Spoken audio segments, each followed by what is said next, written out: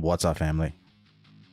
Welcome back to the Stop Sinking Show, where we go from struggle to flow.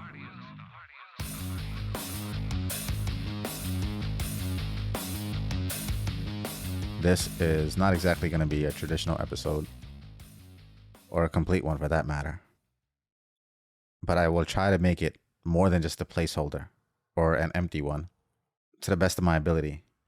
And as many times I want to come on here and say this is going to be a short episode, but I refrain because I don't want to give myself an out and then somehow whatever needs to come out does, because I didn't give myself the easy way out.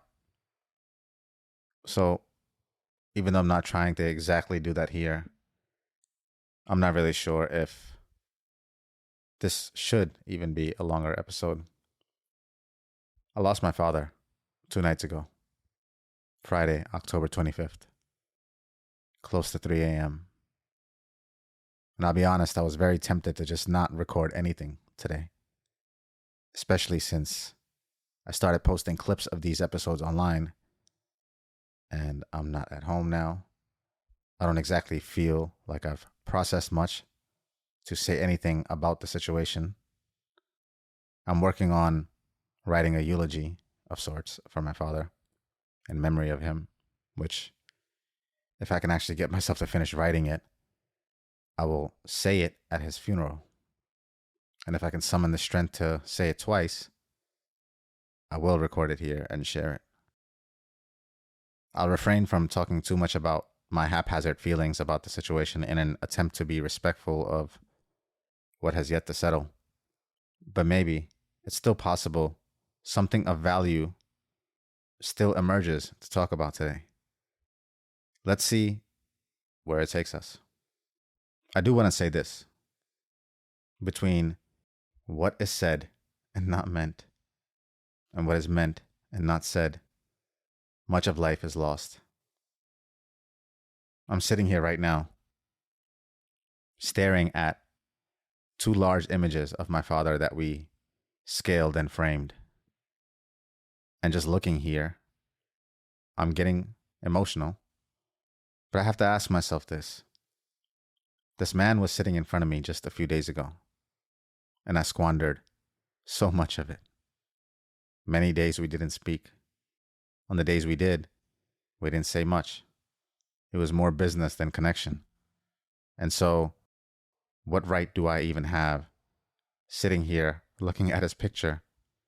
Who do I think I am to have the desire to want to talk to him now, to his picture, when I had his physical body in front of me and I didn't take full advantage? So far, I have 2 prominent thoughts. I'll share one that I have the energy to talk about today. The night I came back from the hospital, pulling into the parking lot of my apartment, I had this heavy realization that everything had just changed. The providence had entirely shifted. We have 70 to 90,000 thoughts a day, depending on who you ask. Many of them are out of our control, just patterned and repeating. Much of what you call your personality is just repeating patterns. When pulling back into the parking lot, I had all the normal thoughts I have replay in my head, just as they know how to do. My grudges, all my problems, frustrations. And in the next second, I realized that they are now irrelevant.